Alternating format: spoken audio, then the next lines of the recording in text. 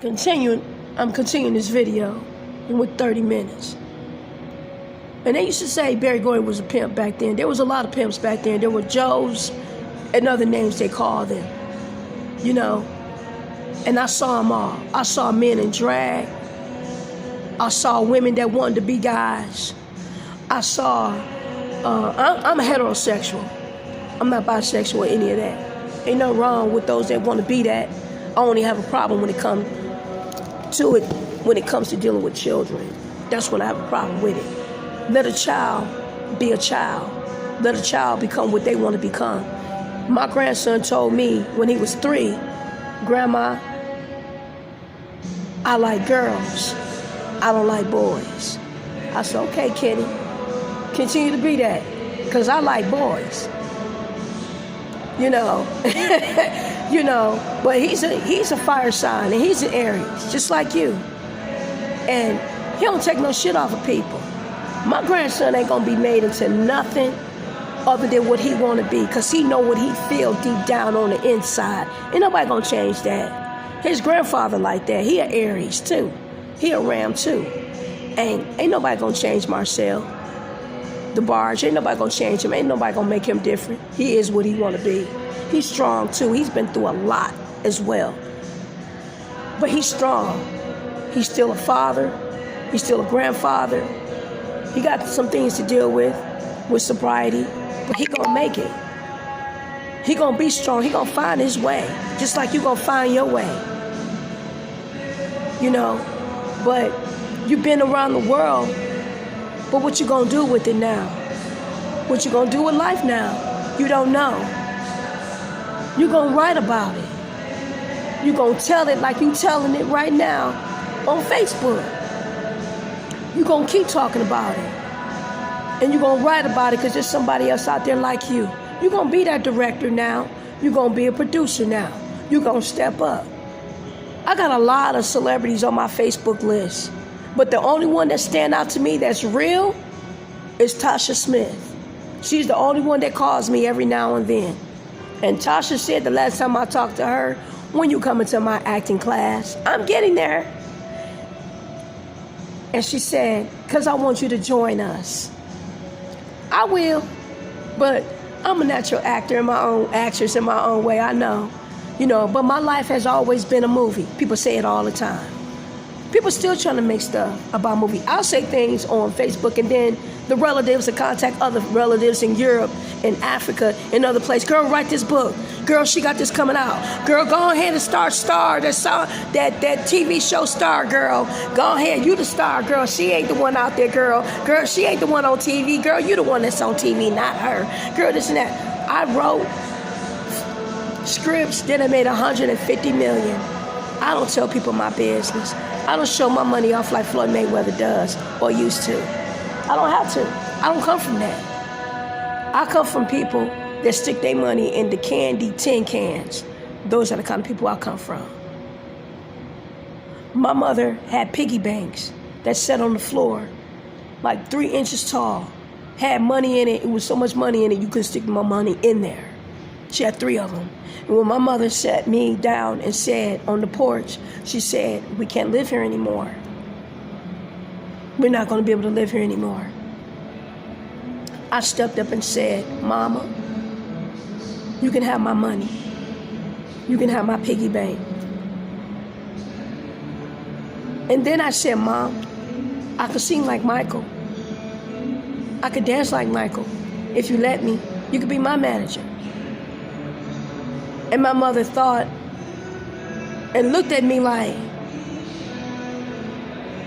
and she said, yep, like, yeah, you could be all those things. But then she said, I'm the mother. I'm supposed to take care of you. So my mother saw me out there performing on stage to take care of the family as, no. That's not your place. That's my place. It wasn't that she was selfish and didn't want me to do it. She's not the child. I am. She's the mother. She gave life. It's her responsibility to take care of me. My mother did any and everything she could. My mother, Florence Ballard from the Supremes, I asked my mother one night when she was leaving the house, I said, Mama, where you going? Where do you go every night? She said, I'm a dancer. Nobody knows or knew but ghostwriters that the movie Frankie and Alice is about my mother, Florence Ballard.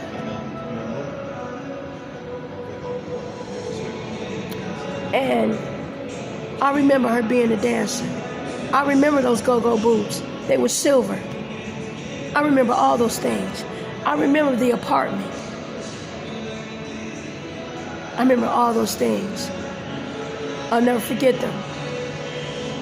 That's a big jump that my mother had from being on top to being a pole girl on a strip pole. That's a far down drop. But let me tell you about my mother. My mother never allowed me to see her cry. My mother never let me see her go through anything that she was going through. But once, mentally, then that's when we was at her sister Maxine's house for Thanksgiving. And she heard some music on the radio from Motown, and she started crying. And I ran over to her and said, Mama, please don't cry. We still a family. Please don't cry, Mama. Please don't cry. Please don't cry. And all I could do is think of a way to make money. Like my daddy said, be a hustler. I was game to be on that damn stage with Michael Jackson and Joe. I even asked Joseph, please let me live with you. Please take me home with you, Joseph, please. I gotta do something for my mother. Joe did take me to Los Angeles. I was living with Janet and Michael and them for a minute. It was only maybe a week or two. And then I was out in LA. And Diana Ross was like, don't get comfortable, because you going back. You only here for 2 weeks. Because my kids are going to be big stars. I was like, okay, and what the fuck did that have to do with me? Like, I'm a child. I started crying, but I was like, but I'm a child. Why are you taking this out on me? So I had a lot of things that were taken out on me. And it was hard to grow up around family members that didn't like my mother. Her own family that didn't like her. They act like they did. They didn't. Her sister, Maxine, Linda, Maxine, when the Jet magazine interview was over, she came up them stairs on the porch as we came out the house, and she said, rags to riches, riches back to rags. I'm glad she on the bottom like the rest of us. I looked at her and said, God damn, Mama, did you hear what she just said about you? I just said, oh my God, why you feel that way? Why you saying this about my mama? Why you glad my mama doing bad? I was upset. So, when my mother died, Florence Ballard died, I went in the ambulance with her, and I got to the hospital. She was on the gurney, and I was standing next to her, and I said, Mom, I can't leave you here. I can't leave you here, Mama. I know something gonna happen, something gonna happen, something gonna happen. I can feel it. I can feel it, Mama, something gonna happen. She said, I'll be okay, baby, I'll be okay. I said, no, Mama, I can't leave you here. I said, no, I don't want to go. I don't want to go. I don't want to leave my mama here by herself. I got to protect my mama, you know? And then her sister said, come on, let's go. You know, Dolores said, come on, let's go. And when I turned around, Barry Gordy was standing behind me.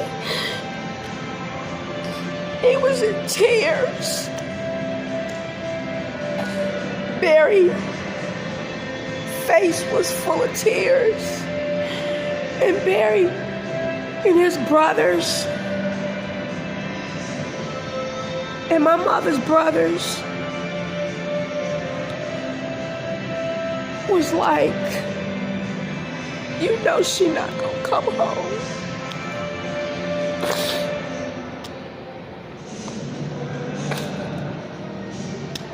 Barry said after the funeral, he said, I'm going to California, let me take her with me. Her sisters had this big argument. Why? Why can't you just pay some money? You know, this and that. Woo. You know, they felt like I was going to get too much. But Barry Gordy said, because she deserves the life like the rest of all these other kids are going to have. She deserves to have the life that she deserves, that all these other kids are going to have. Smokey kids, Joe kids, my kids. She deserves it. Don't make me take your ass to court, because I will win. I will win. I will kick your ass in court. Those were Barry Gordy's words. On my mama's funeral day, he came to the house like,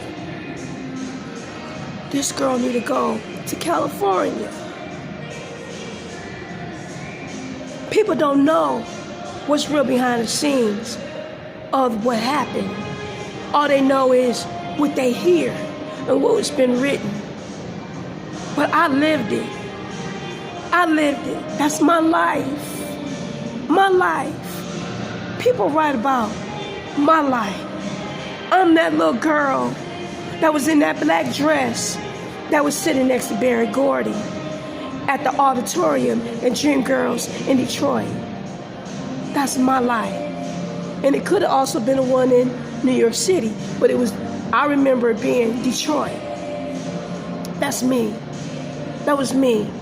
And Diana came over and said to him, look, come sit with your own damn daughter and me. So he got up and went to go sit with Diana and Rhonda. So I have kind of lived a life where, for a minute, I was in the middle because I was around all these relatives that just didn't want me to be that. My grandmother did, though. My grandmother, Rosalyn Ballard, was a Native American, and my grandparents were Native Americans. And I had a trust fund. My grandmother told Dolores, she said she gets $10,000 a month. That ended up being a problem. That's too much for one child to get. $10,000 is too much for one child to get. Well, I got 3 kids. We dealing with stepsisters. So life can be hard when you have a step family.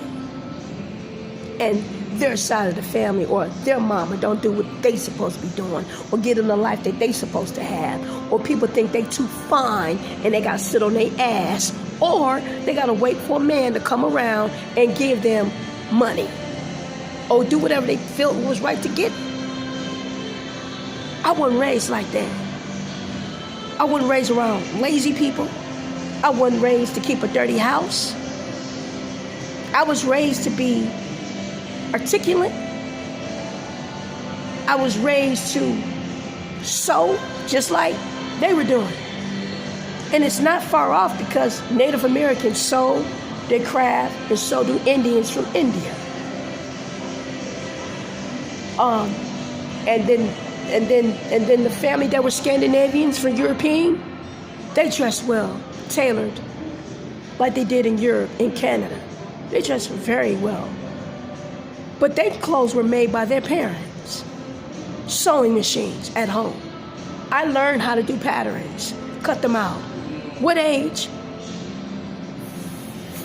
5, about 5. I had a sewing machine. It was Singer, black.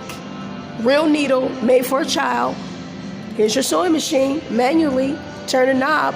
Television is not something you need to focus on all the time. So they gave me the sewing machine to take me off my cartoons of Yogi Bear and Winnie the Pooh and the Mickey Mouse Club and Charlie Chaplin and everything else that was coming on TV. It didn't stop me from watching television. I just focused on that at the same time as sewing my socks. Here's a sock, learn how to sew your sock. Here's a needle, learn how to sew your socks in a needle. My cousin Kevin, same thing. Learn how to sew your socks, Kevin. You never know when you need to learn how to sew your sock. You just don't let the big toe out there. Sew your sock, put your shoe back on. Those are the things that I learned. So I know what it feels like to have all these things put into you. What I learned from my mother, Florence, strength, a tower, to be strong. She cried. I'm a crier too. I'm a crybaby just like her. I'm a mother just like her. But now I'm a grandmother. And I told my daughter, Cinderella stories don't always happen. You gotta learn how to take care of your damn self. I don't believe in pimps. But if you get one, know your power. That motherfucker needs you to bring home money. You better control the money. People talk about Diana Ross all the time. She one of the baddest bosses ever. People call her hoe all the time. She a badass hoe if she is. She a bad bitch. She taught me everything I know as well. She taught me how to read and write. She's a teacher when she's not on stage. She homeschooled children. Every children in my family learned how to read and write before they went to kindergarten, including Floyd, Joy, Sinclair, Mayweather, Jr. You got stars, other black men in the status of celebrity, rich just like he is, trying to tear down another brother and say he don't know how to read and write. 50 Cent, Curtis, you don't know what the fuck you talking about. Because Floyd Mayweather always knew how to read and write. He knew how to read and write and dial the telephone number to call his daddy to say, Daddy, come and get me because I want to be a boxer. He was 4 years old dialing his daddy's number. His daddy say, I'll be there tomorrow at 11 a.m. And his father showed up exactly 11 a.m. Not 11:05, 11 a.m. Floyd, the night before, went into the room, got his bag, packed it up, set that plastic bag next to the door, and I sat with him all day, all night, until his daddy came. Watched boxing. There was nothing else on that television screen in black and white TV in New York City but boxing. My mother lived in the same apartment building as Floyd Mayweather's mother, Deborah, and they were neighbors, and we hung out together. That's our history together. We're family. I'm way before all this other stuff, all this fake shit. I'm blessed. I'm so blessed to be in your presence. I'm so blessed to have your baby. I'm so blessed. I'm so blessed to work for you. Bless, bless, bless, bless, bless. I'm there. Been there, done that. I am here. I'm your girl. I'm your past. I'm with you. My mama on food stamps when your mama on food stamps. Okay? That's my history with Floyd Mayweather. A Tom Thumb marriage.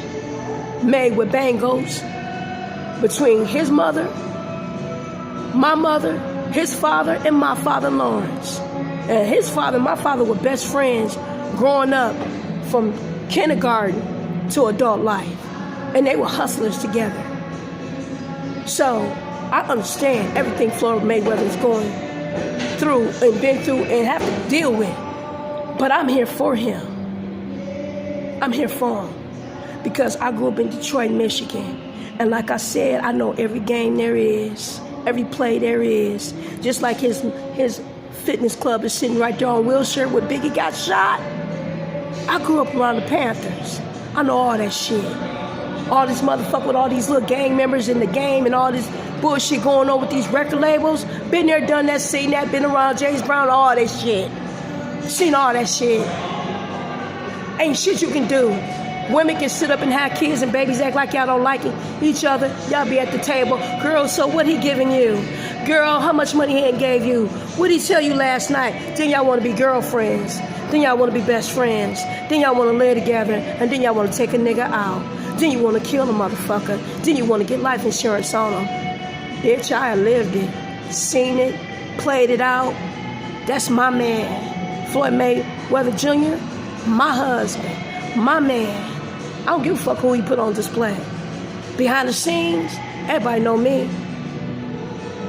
And believe me, I know Josie. She was the first one I met. Josie was cool. I liked her in a way.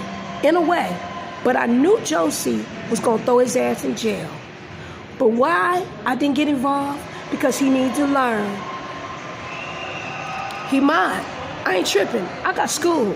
I ain't got time to sit here and be underneath you. Her thing was, hey, this boy gonna make money. I'm on this. Oh well, it is what it is. She got blessed. She was right. I knew I wasn't gonna be the one making all these damn kids. I already had a daughter. I got school. I gotta focus on this child. I got things to do. I got my dreams. You got your dreams. That was just the program. But a child creates a family. His children are still my children. I'm not in their life, but they're still my children. And I'm still his wife. I ain't going nowhere. But I'm looking. I'm on the alert. I'm his camera. Believe me, I see shit. I call it out real quick. I'm that friend. I'm not that friend, bro. Sis. All that fake shit. No, I'm that friend. Like, you know what? I don't like the fact that your fitness club is sitting up there on Wilshire Boulevard where Biggie got shot. And it's not too far through Wilshire, but I just don't like that. And then you got 50 Cent that's always talking shit about you. Is there a connection here? Is there a connection here with you and Ashanti and them and the gang and all that and that circle and all that? Is there a connection here? I'm familiar with how, you know, like how all the little light-skinned girls are all in your face and, oh, everybody got that long, pretty hair and, you know, dangle it up, shake it up, put your titties up and, oh my God, you're so fine. Oh my God, like have something you couldn't have when you was a broke-ass motherfucking Negro. But now that you got money, you can have this shit now. You know, no, that's not it. Because my history with Floyd Mayweather Jr. and family, we own oil, Sinclair Oil. We've been through all this, half a life, all this shit together. So anything that anybody is doing or trying to do or make happen and think they slick, you ain't slick. You ain't gonna get away with it.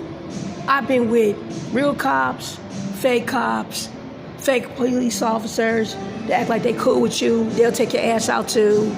I don't give a fuck. I talk about y'all motherfuckers all day. They walk past me and look at me like I'm goddamn crazy. You know why? Because they watch these videos.